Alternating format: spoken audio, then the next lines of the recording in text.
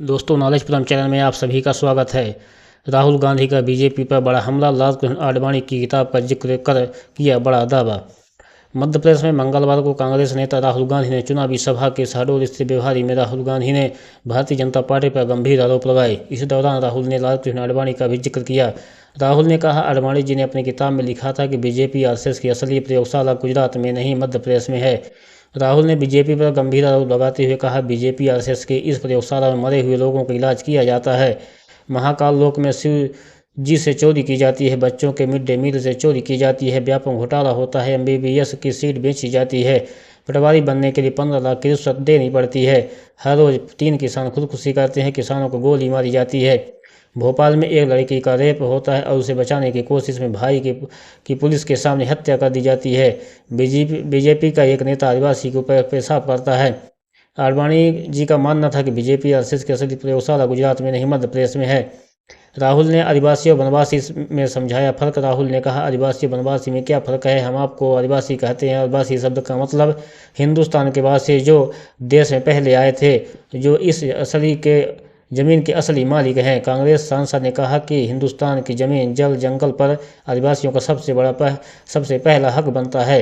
BJP आपको वनवासी कहती है, जिसका मतलब आपको इस ज़मीन पर हक नहीं है, आप तो जंगल में रहते हैं। कांग्रेस सांसद राहुल गांधी ने कहा, आज आदिवासियों को क्या अधिकार देना चाहिए, आप ओबीसी और एसटी वर्ग को क्या हिस्सा देना चाहिए, देश के सामने ये सवाल है और इसलिए हम जाति जनगणना की बात हो रही है, हम इसे कराएंगे। सभा को कांग्रेस नेता पूर्व सीएम कमलनाथ ने संबोधित किया। उन्होंने कहा, मध्य प्रदेश में कृषि व्यवस्था, भर्ती व्यवस्था, स्वास्थ्य व्यवस्था, उद्योग व्यवस्था, अर्थव्यवस्था सब चौपट है। आज मध्य प्रदेश का हर व्यक्ति या तो भ्रष्टाचार का शिकार है या भ्रष्टाचार का गवाह है। इसलिए आने वाले विधानसभा चुनाव मध्य प्रदेश के भविष्य का फैसला होना है। मध्य प्रदेश का भविष्य आपके हाथों में है। अपनी किताब में लिखा था, उन्होंने किताब लिखी थी और किताब में लिखा था कि जो आरएसएस और बीजेपी की सच्ची लेबोरेटरी, मतलब सच्चा कारखाना गुजरात में नहीं है मगर मध्य प्रदेश में है, ये उनका कहना था। तो जब मैं इस भाषण की तैयारी कर रहा था तो मैंने सोचा, आडवाणी जी ने कहा था कि मध्य प्रदेश उनकी लेबोरेटरी है, उनका कारखाना है, तो चलो देखते हैं आरएसएस और बीजेपी की लेबोरेटरी में, कारखाने में ये क्या क्या काम कर रहे हैं। 2-3 उदाहरण आपको देना चाहता हूं। बीजेपी की लेबोरेटरी में मरे हुए लोगों का इलाज किया जाता है और उनका पैसा चोरी किया जाता है। हिंदुस्तान के किसी और प्रदेश में मरे हुए लोगों का इलाज नहीं होता है, मध्य प्रदेश में मरे हुए लोगों का इलाज होता है और पैसा चोरी किया जाता है।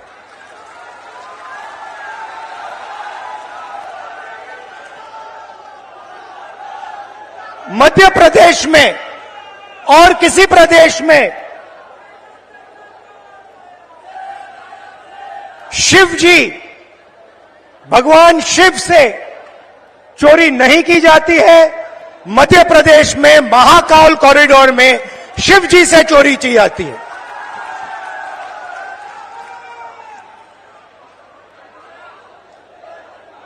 बच्चों के जो स्कूल यूनिफॉर्म होती है,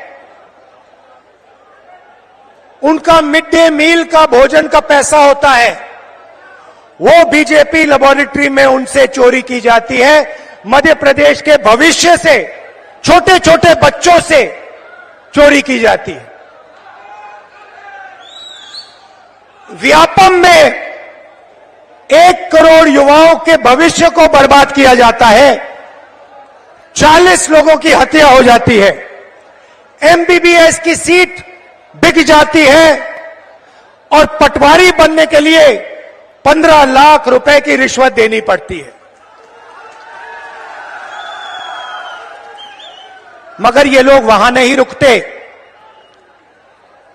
बीजेपी के लेबोरेटरी में 18 साल में 18,000 किसानों ने आत्महत्या की है। हर रोज 3 किसान बीजेपी की लेबोरेटरी में आत्महत्या कर डालते हैं। मंदसौर में बीजेपी की लेबोरेटरी में को गोली मारी जाती है, पे 18% और पेस्टिसाइड पे 12% जीएसटी लग जाती है। ठहरिए, बीजेपी की लेबोरेटरी में हर रोज महिलाओं का बलात्कार होता है। 12 साल की में रेप होता है। भोपाल में एक लड़की का बलात्कार होता है और जब उसका भाई उसे बचाने की कोशिश करता है तो पुलिस के सामने उसकी हत्या कर दी जाती है। ये बीजेपी आरएसएस की लेबोरेटरी का काम। 45 और जहां भी देखो वहां पे प्राइवेटाइजेशन और कॉन्ट्रैक्चुअलाइजेशन किया जा रहा है। यह काम बीजेपी के लेबोरेटरी में आपके सामने किया जाता है। बीजेपी के लेबोरेटरी में आदिवासी जिला है। बीजेपी के नेता आदिवासियों के ऊपर पेशाब करते हैं।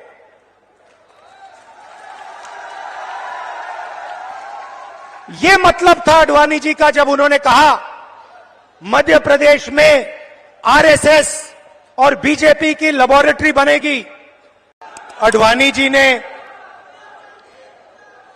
अपनी किताब में लिखा था, उन्होंने अगर हिंदुस्तान की सरकार 100 रुपए खर्च करती है और ओबीसी के अफसर 5 रुपए का निर्णय लेते हैं तो आदिवासी अफसर आज कितने रुपए का निर्णय लेते हैं यह बता दो मुझे।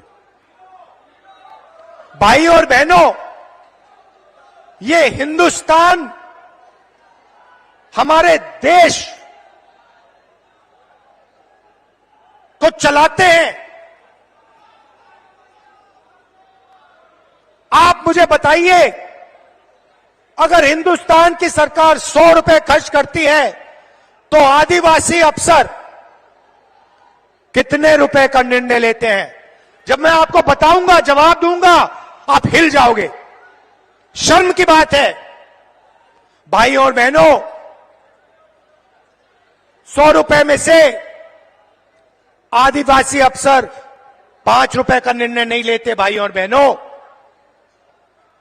नहीं, 1 रुपए का भी निर्णय नहीं लेते, 50 पैसे का भी निर्णय नहीं लेते, 25 पैसे का निर्णय नहीं लेते। भाई और बहनों, हिंदुस्तान अगर 100 रुपए खर्च करता है तो आदिवासी अफसर 10 पैसे का निर्णय लेता है।